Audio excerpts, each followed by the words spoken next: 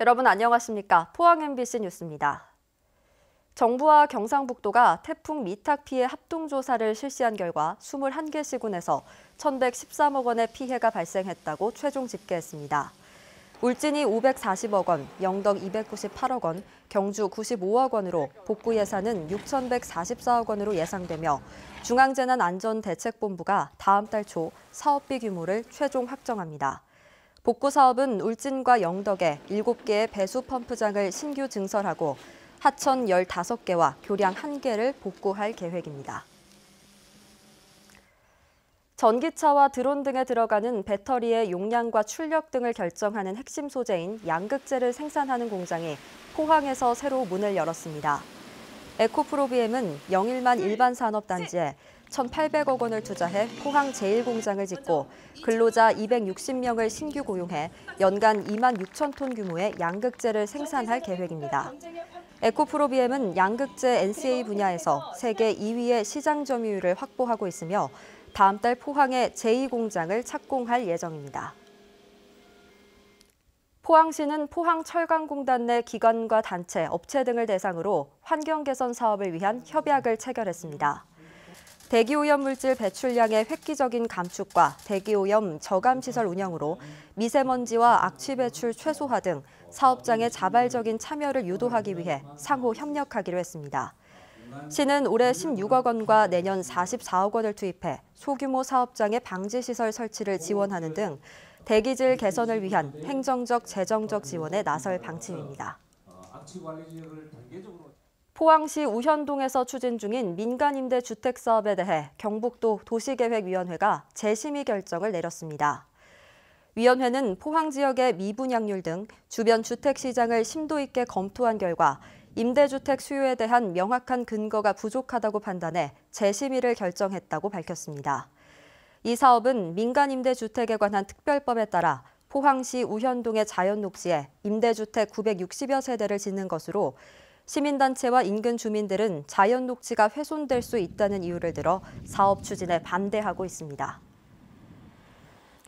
경북 장애인차별철폐연대 준비위원회는 기자회견을 열고 최근 도내 장애인 거주시설에서 발생한 인권유린 사태에 대해 경북도의 철저한 대책 마련을 촉구했습니다.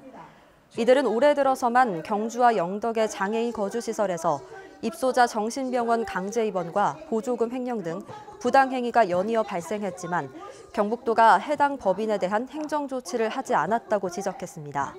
또 경북은 서울과 경기에 이어 장애인 거주시설 수용 인원이 가장 많은 지역으로 경북도가 장애인의 자립생활 지원에도 적극적으로 나서야 한다고 요구했습니다.